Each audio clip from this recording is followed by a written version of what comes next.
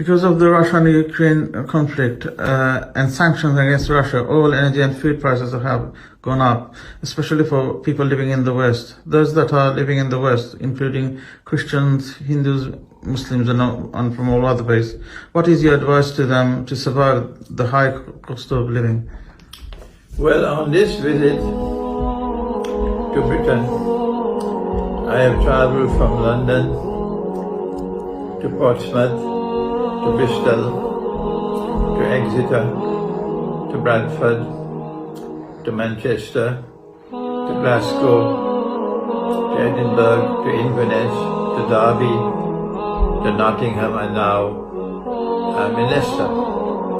And I've found one thing consistent all through my travel these last 3 weeks, and that is that people now have less money to spend.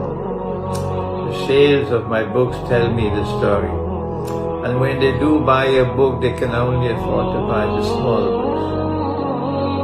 books. This is a clear sign to me that people are suffering, that the cost of living is increasing, the price of heat, the price of oil, the price of food is rising constantly, and they are in panic. So they have to conserve the resources. So the first response I have given is that I have a lecture in Birmingham, and I've decided for the lecture in Birmingham, Dean, I'm going to reduce the prices of all my books by half, 50%, so that those who want the knowledge can afford to buy the books.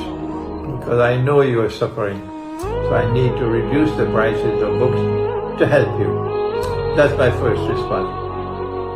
The second response is, I have consistently advised for years and years and years, do not remain in this country. Even if you are British, your parents were British, your great-grandparents were British, still this country is doomed.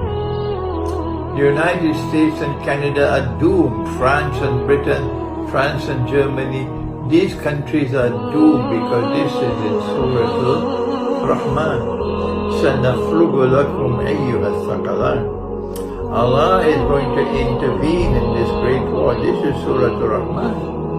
And Allah will help Russia against the West. So I am anticipating that the West is not only going to be defeated in this great war, but that the Western civilization is not going to play anything more than an insignificant role in world affairs after the Great War. So the best thing to do is hijrah. You go to the villages up in the mountains where people are poor, and you live with them, and you share whatever you have with them.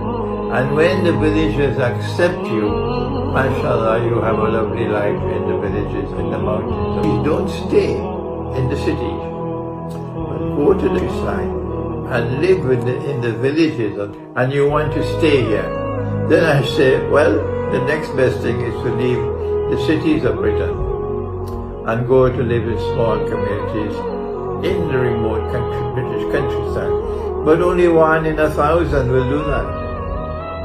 The 999 will continue to live in the cities until the ship sinks, because they're nothing more than sheep and cattle.